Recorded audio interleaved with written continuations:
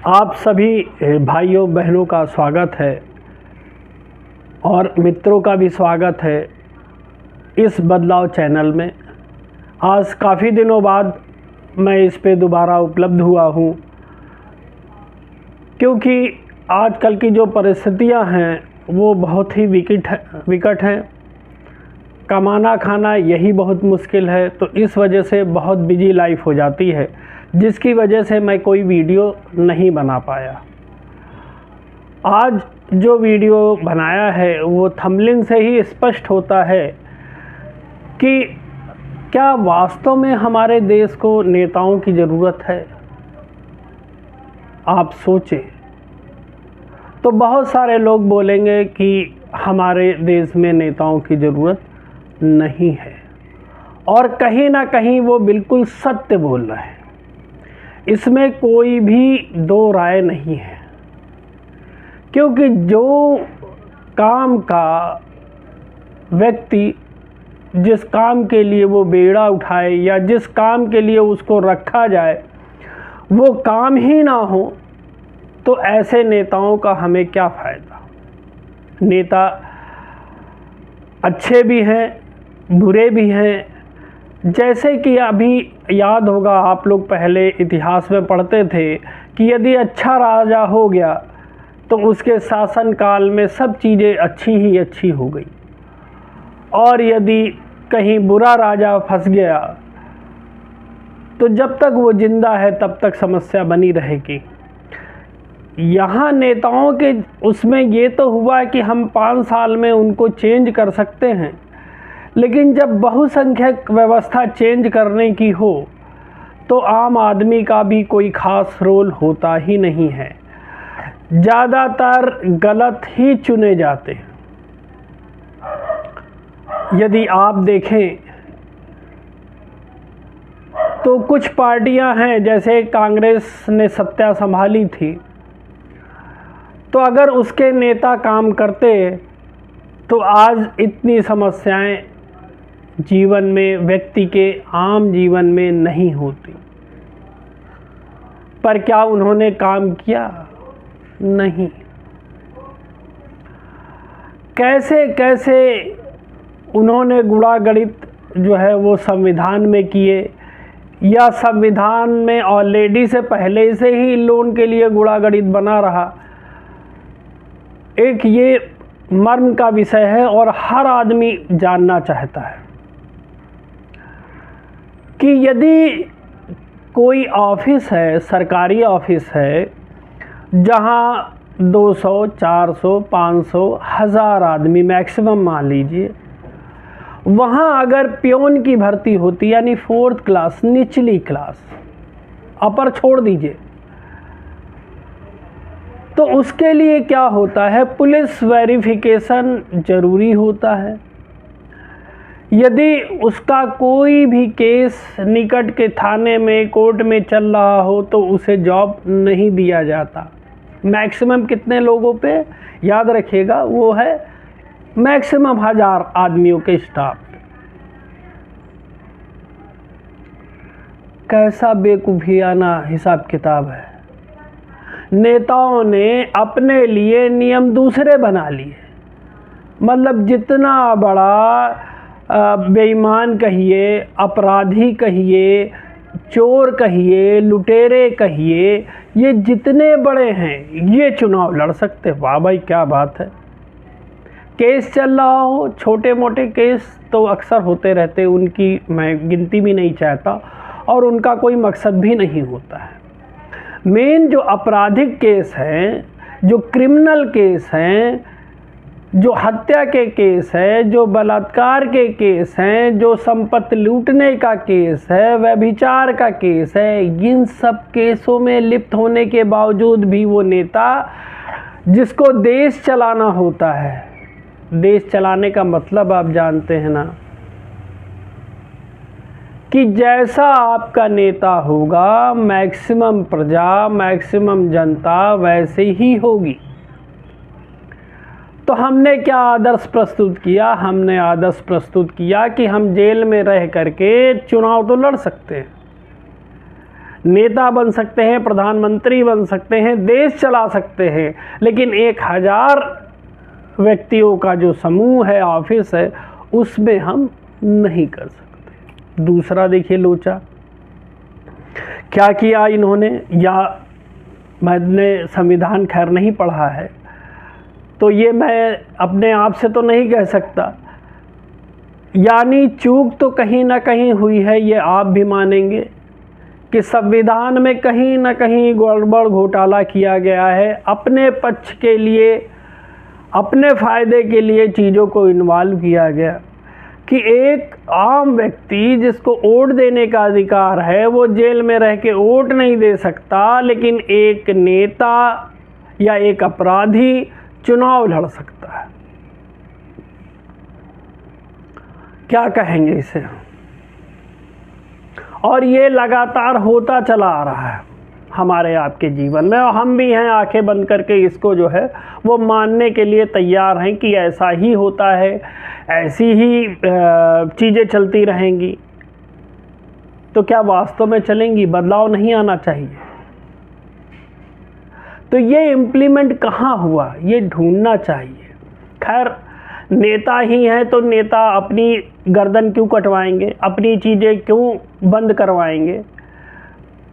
तो उनके लिए क्या है कि उनके लिए तो या तो कोर्ट होनी चाहिए जो उनका निर्णय दे, और इसके लिए जितने भी संगठन हैं उनको आवाज़ उठानी चाहिए कि ये जो घोर अंधेरा है, दिख रहा है, सामने दिख रहा है कि ये वास्तव में गलत है, फिर भी चूंकि वो नेता नगरी का है तो हम उसे मानने पे मजबूर हो जाते हैं।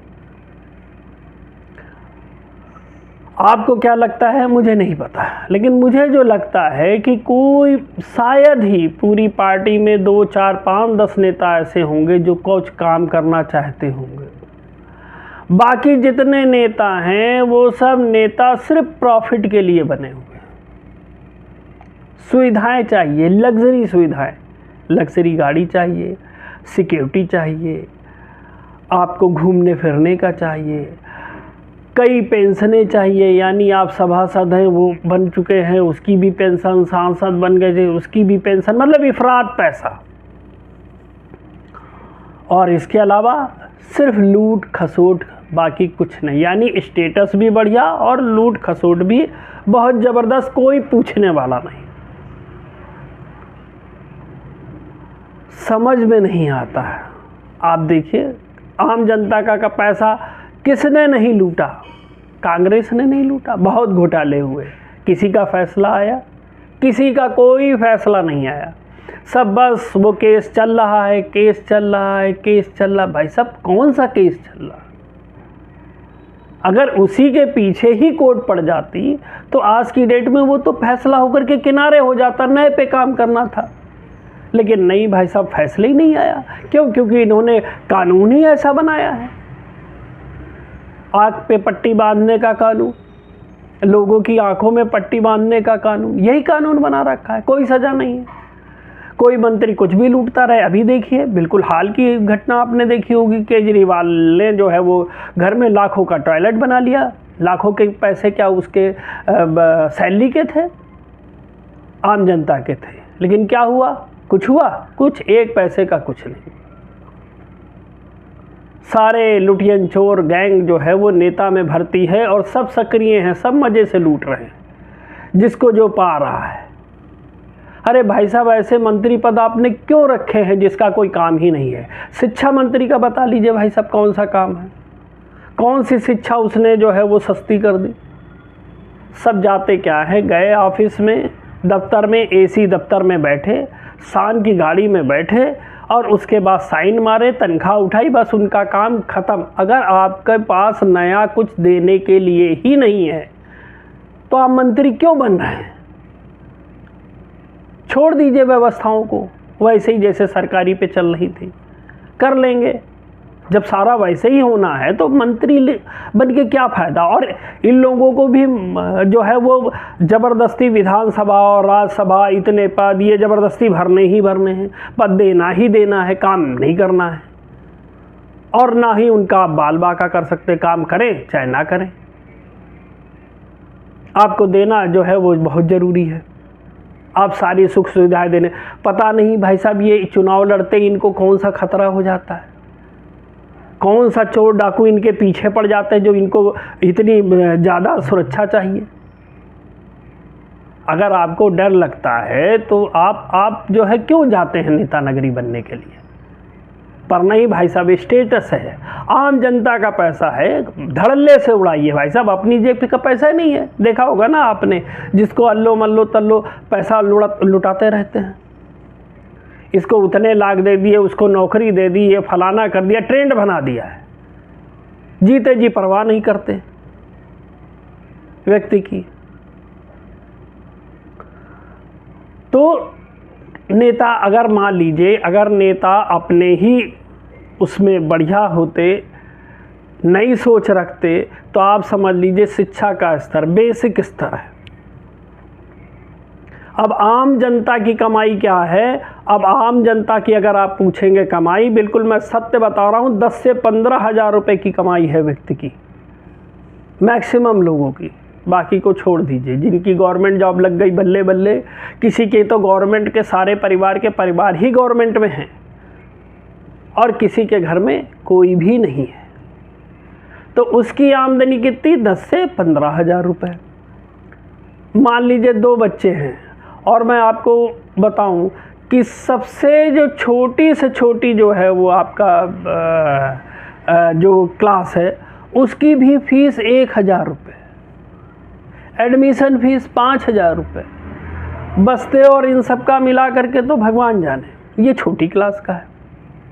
अब 10 से 15 हज़ार रुपये पाने वाला कैसे अपने बच्चे पढ़ाएगा? जैसे जैसे बड़ी क्लास हो रही है, 2000, 3000, 4000 ऐसे फीस होती जा रही है। और मजाल है मंत्री के कानों में जूरेंगे, क्यों? क्योंकि सारा तंत्र ही भ्रष्टों का है। आप समझिए नेता क्यों नहीं बोल पाते हैं? क्यों? क्योंकि जो उनके स्कूल है, कॉलेज हैं,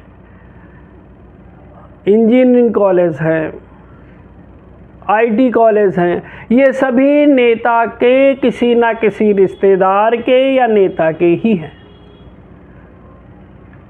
सबने लूटने का प्रबंध बना रखा है। अरे इससे अच्छा तो हमारे राजा महाराजा हुआ करते थे, जो कम से कम कुछ चीज़ों पे तो वो फ्री रखते थे।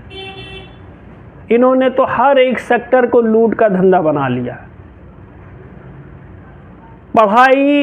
पढ़ाई ना होकर के व्यापार हो गई। जो आपके किताबें हर साल बदलती हैं, और भाई साहब एक किताब की कीमत आप जानते हैं? पतली से पतली किताब, बिल्कुल पतली किताब, उसको सजा तो खूब बढ़िया बेहतरीन रखा है, किताब देख के तबीयत खुश हो जाती है, लेकिन भाई साहब उसकी कीमत क्या है? कम से कम मरी गिरी हालत में 150-200 रुपये। बताइए, 1 साल पढ़नी है उस किताब को, उसके बाद वो रद्दी की टोकरी में बेकार। क्या हुआ? अगर नेता ये करते, देखिए क्या क्या है। अभी आप फिर जब इंटर के बाद, इंटर तक तो आप महंगी फीस दे ही रहे, उसके बाद आपको बीटेक करना है, आईटी करानी है, नीट करानी है, कहाँ से पैसे लाएंगे? क्या किया? बैंक इन्वॉल्व कर दिया भाई साहब। क्या क्या चाहिए? डोनेशन चाहिए। किस लिए चाहिए भाई साहब? इतनी महंगी फीस है, उसके बाद भी डोनेशन चाहिए।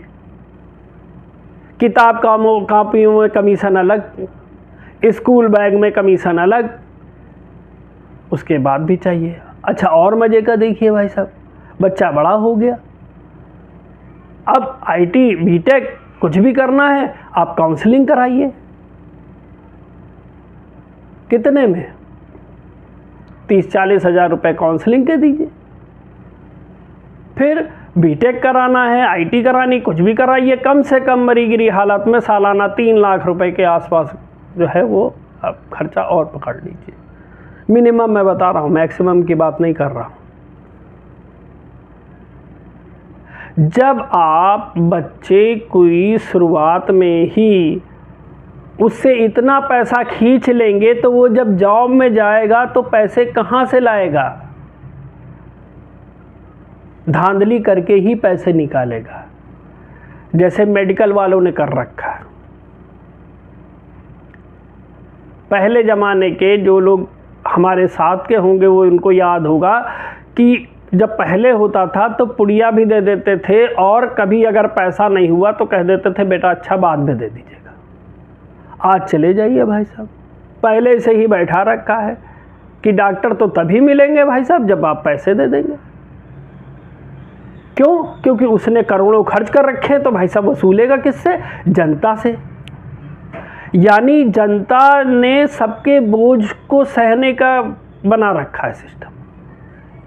सरकार को टैक्स भरे वो जनता, सरकार के अत्याचार झेले वो जनता, डॉक्टर की महंगी फीस उस पर किसी का कोई कंट्रोल नहीं है। स्वास्थ्य मंत्रालय क्या करता है भगवान जाने, कहता हमने कार्ड तो बना दिया आयुष्मान का, जाइए कहाँ चला जाए, कहाँ भीड़ में गुम हो जाए।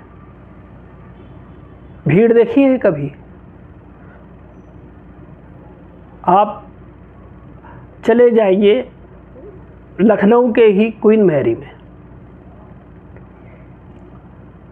हिंदुओं को ज़्यादा आबादी का हिसाब किताब नहीं समझ में आता है। अगर उसको ये समझ में आता तो वो आबादी बढ़ा रहा होता है, वो कम आबादी में नहीं रहता। क्वीन मैरी में क्या है, एक एक बेड पे 2-2, 3-3 बच्चे। आप सोचते कि हमने बना दिया, अब वो जाए वहाँ पे, काम धंधा छोड़ करके वो लाइन में लगा रहे, इलाज कराता रहे अपना। सिर्फ मजाक बना के रखा है नेताओं ने। खर्चा क्या है मैं आपको बताता हूँ, ये 2015 के आंकड़े हैं कि देश में 4582 विधायक हैं। ठीक, इन पे जो है वो सालाना 750 करोड़ रुपया खर्च होता है। आप खुद ही कैलकुलेट कर लीजिए, डिवाइड कर लीजिए, कुछ भी कर लीजिए। ये मैं मोटा मोटा खर्चा बता रहा हूँ, बाकी इसके अलावा तो असंख्य खर्चे हैं जो अभी मैं आपको बताऊंगा। उसके बाद सांसद में जो है वो 790 सांसद हैं, और हर महीने वेतन और भत्ता मिला करके 2,70,000 रुपये है। ठीक, ये 2015 का आंकड़ा है। अब 2024 चल रहा है तो नेचुरली ये कहाँ पहुँच गया होगा। और अगर तब की ही माने तो 21 करोड़ 33 लाख रुपए जो है वो हर साल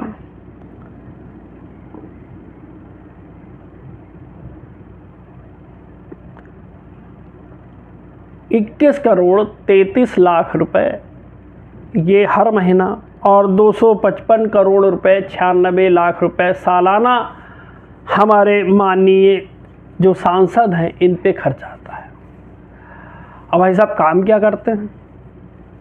अभी मैंने आपको उदाहरण दिया शिक्षा मंत्री का, क्या करते हैं पता नहीं, गॉड नोस। आज 5 साल, पूरे 5 साल इनके बीत जाते हैं, पर कोई काम करते दिखाई देते मुझे नहीं लगता। आपको लगता होगा तो ज़रूर बताइएगा।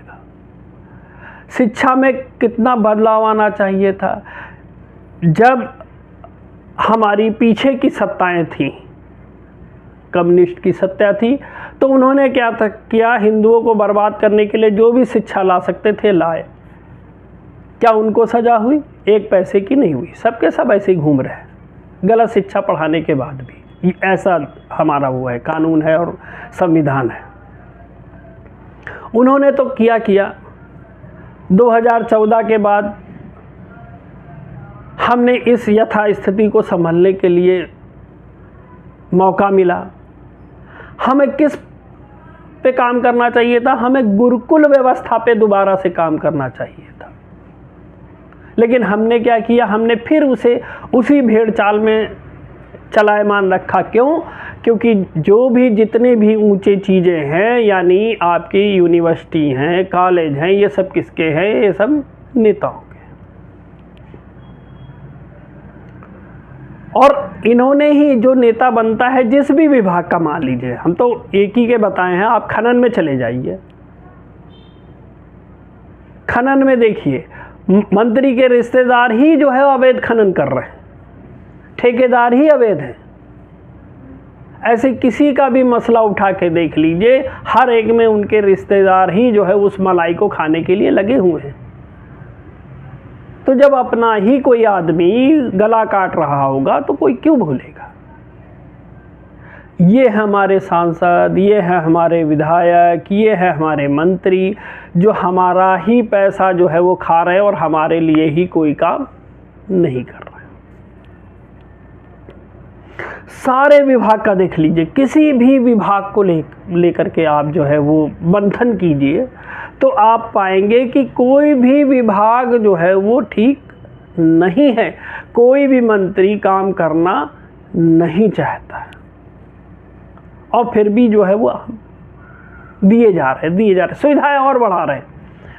क्या मुझे समझ में नहीं आता, कुछ बातों को लेकर के मैं बताऊंगा आपको कि ये देखिए कि हमने जो है एक व्यवस्था लागू की, क्योंकि हमें दूसरों पे थोपना है ना, हम आसानी से कर सकते हैं, हम अपने ऊपर कुछ नहीं कर सकते, आसानी से कर सकते। क्या किया हमने, जो 35-50 हज़ार 60 हज़ार सैलरी पाने वाला था उसको हमने देखा यार ये तो कामकाज करता नहीं, ये तो निकम्मा है, किसी का कहने ही नहीं सुनता है।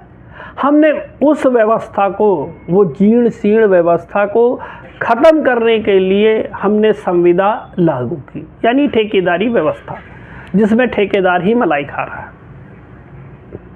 आम जनता को हमने क्या किया कि अगर वहाँ पे जॉब लगी तो आप 10 से 25 हज़ार रुपये के बीच में आपका वहाँ पेमेंट मिलेगी।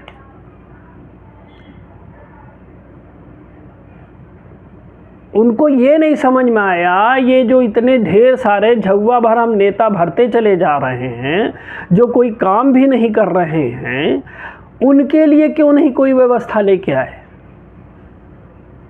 क्यों? क्योंकि नेता तो अल्टरनेट है ना, बनना ही बनना है। आज आप है, कल परसों हम हैं, तो हम किसी की सुविधाओं को कट करेंगे तो कल हमारी भी सुविधा कट होगी। तो हमने नेता नगरी में तो ये मान लिया भाई साहब सारे नेता काम करते हैं, कोई ऐसा नहीं है, सब काम करते हैं। और व्यवस्था देखिए भाई साहब, लूट खसोट की इतनी बाढ़ चल रही है, कोई कानूनी कार्रवाई नहीं है, सब जाते हैं, सिर्फ प्रक्रिया है, बेल पे बाहर हो जाते हैं। भाई साहब जब अंदर किया था तो बेल क्यों दे दी,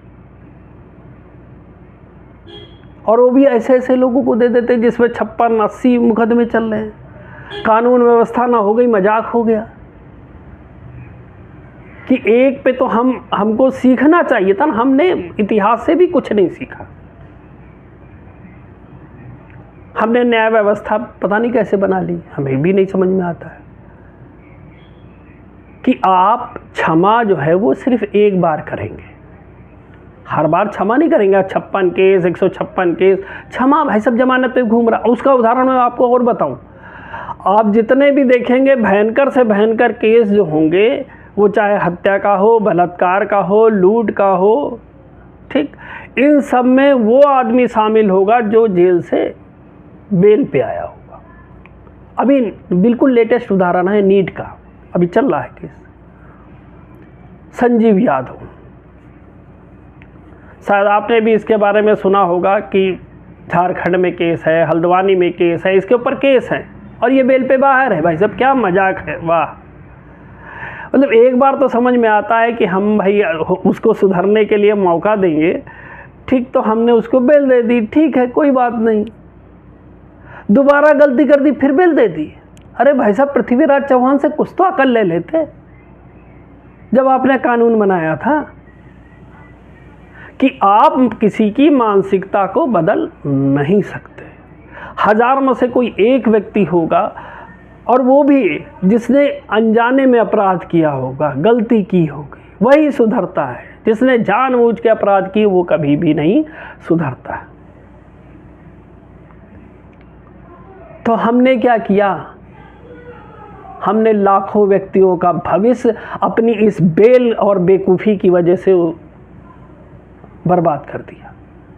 आज अगर वो जेल से रिहा ना हुआ होता, बेल पे ना होता, तो ये कांड भी ना होते, लाखों अरबों रुपए ना बर्बाद होते, लाखों अरबों लोगों का भविष्य भी खतरे में हम ना डाल देते इस कानूनी बेवकूफ़ी भरी प्रक्रिया की वजह से। पता नहीं कैसे लोगों ने कानून बनाया, कितना बेहुदा कानून बनाया, जिसकी कल्पना भी कोई नहीं कर सकता। मजाक बना के रख दिया। सुप्रीम कोर्ट के पास आजकल केस क्या है, बस केजरीवाल का वो चल रहा है। आज जमानत की अर्जी है, आज जमानत की अर्जी है, जमानत की अर्जी, रोज़ अर्जी चल रही, बाकी कोई केस रह ही नहीं गए।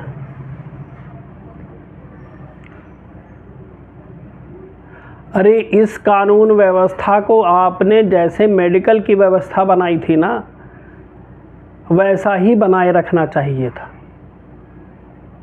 इसको प्रयोगात्मक रखना चाहिए था। अगर मेडिकल की सुविधा भी वैसे ही चलती रहती तो आप समझ सकते हैं आज इतनी भयंकर बीमारियों में हम इलाज करा पाते, नहीं करा पाते। कोई दवाई मेडिसिन ईजाद ही ना होती, कोई काम ही ना कर रहा होता। सब कानून की प्रक्रिया की तरह भाई साहब जो बना रखा है बस वही करते रहो, निपटाते रहो। हमने यहाँ एक्सपेरिमेंट किए ही नहीं। लाखों अरबों खरबों रुपए संसद में बर्बाद हो रहे हैं, विधानसभा में भी बर्बाद हो रहे, राज्यसभा में भी बर्बाद हो रहे, और जो नेता बर्बाद कर रहे हैं वो कर ही रहे। इससे पता नहीं कितने लोगों का, खाली अगर हम नेताओं की बात कर दें तो कितना पैसा जो है वो हम वापस जनता के उसमें खर्च कर देते हैं। अच्छा, और एक मजे की बात मैं बताऊं, इस समय क्या दौर चल रहा, मंदी का दौर चल रहा, खूब शोर मचा मंदिर का दौर, मंदी का दौर, मंदी का दौर। लाल बहादुर शास्त्री जी के समय में आप सभी को याद होगा अन्न का संकट हुआ था, तो उस समय जो है वो सभी ने एक टाइम भूखे रहने लग गए थे, एक टाइम खाना खाते थे। और ये पता नहीं कौन सा मंदी का दौर है भाई साहब। नेता तो भर भर के खा रहे हैं, मंदी किसके लिए है, वो आम जनता के लिए है। व्यापारी नुकसान में है इस समय, किसकी वजह से, सिर्फ ऑनलाइन व्यवस्था की वजह से। और व्यापार मंत्री क्या कर रहा है भाई, सब पता ही नहीं, उसको तो कुछ पता ही नहीं कि क्या हो रहा क्या नहीं हो रहा, चल रहा। ऑनलाइन में एक चॉकलेट भी मंगाइए तो वो घर तक दे जाता भाई साहब। पड़ोसी जितने दुकानदार थे, ठीक, वो सब क्या हो गए, वो सब मजदूर बन गए। और नेता हमारे सो रहे हैं, उन्होंने तो ठीक है क्या करना, सब तो चल ही रहा है। व्यापारी वर्ग से पूछिए, वो छोटे छोटे दुकानदार से पूछिए जो घर में चलाते थे, शान से मालिक बने बैठे थे, वो आज स्विगी, जोमेटो और ये आपके जो सामान वामान ले जाने के लिए है, इनमें बेचारे नौकरी कर रहे हैं। ऐसी व्यवस्था, आपने कुछ दिया उसका कोई आकलन ही नहीं कर रहे हैं। इन सबको सुधारने का एक बहुत ही आसान तरीका है, नहीं तो ये चलता ही चला जाएगा। नेता बढ़ते ही चले जा रहे हैं, वीआईपी बढ़ते ही चले जा रहे हैं देश में, और पैसा बर्बाद होता ही चला जा रहा है। क्योंकि जो रसूख पे बैठा उससे जो बन पड़े, जैसे पड़े, हम सब जानते हैं किस कहाँ कहाँ कौन कौन घूस चल रहा है, बिना उसके कोई काम नहीं हो रहा, वो बस सूरत जारी है। नेता कोई काम करना ही नहीं चाहते, वो नई सोच लेके आते ही नहीं हैं। और फिर उसके बाद भी देखिए, ठीक है, उसके बाद भी वो सत्ता पे ही बने रहते हैं, उन पे कोई कार्रवाई नहीं है। काम करें ना करें, कुछ भी करें, कोई बात नहीं, कोई फर्क नहीं पड़ता। ये सब एक चुटकी में सुधर सकते हैं, एक चुटकी में। करना क्या है, कुछ नहीं करना भाई साहब, सिर्फ इतना ही नियम लागू कर दीजिए कि जो ये इनको अवैध सुविधाएं दे रहे हैं ना, भर भर के झोली भर भर के, किसका पैसा है, जनता का पैसा, कौन सा मेरे उससे जा रहा है। कभी ये चीज़ें आप अपने उससे दीजिए, तब पता चले। ठीक, तो आप सिर्फ इतना ही कर दीजिए कि भाई साहब जितनी भी स्पेशल सुविधाएं हैं सब खत्म। फिर देखिए, फिर जितने ये देश पे मर मिटने वाले हम देश के लिए करेंगे और हम देश की सोचते हैं, सब गायब हो जाएंगे एक झटके से ही। फिर ढूंढ के लाना पड़ेगा कि भाई साहब कोई देश चलाने के लिए मिलेगा। अब वो आएगा वो व्यक्ति जिसको देश से पैसा नहीं लेना है, देश के लिए काम करना है। अभी कौन व्यक्ति आ रहा है जिसको लूटना है, देश के लिए काम नहीं करना है, लूटना है, घर भरना है, वो व्यक्ति आ रहे हैं। अभी वो व्यक्ति आ ही नहीं रहे हैं, वो व्यक्ति तो खुद सदमे में हैं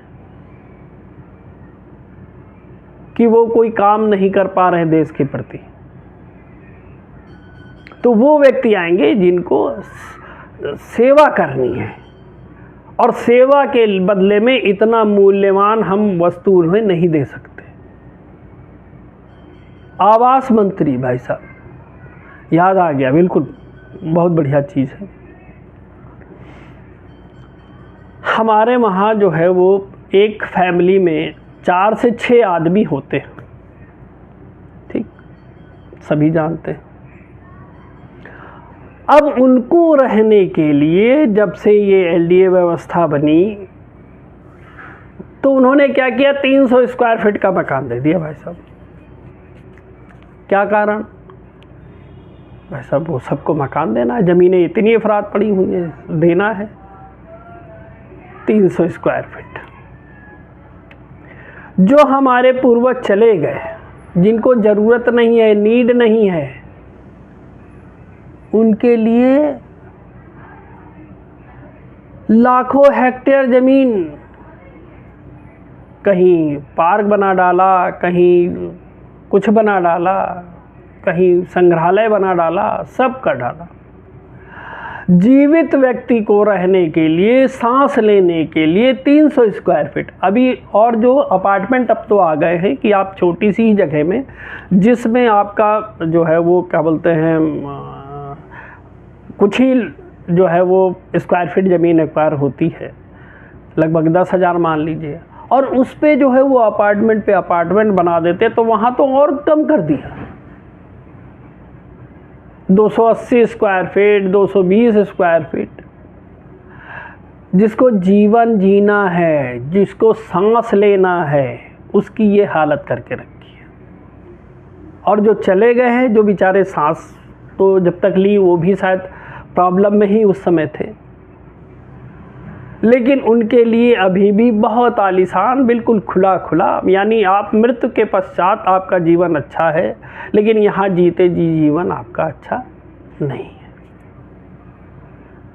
कैसी सोच के लोग आ जाते हैं, कैसे कैसे नेता आ जाते हैं।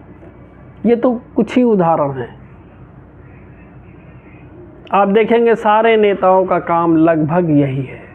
तो मेरी हाथ जोड़ के प्रार्थना है कि बदलाव लाएं।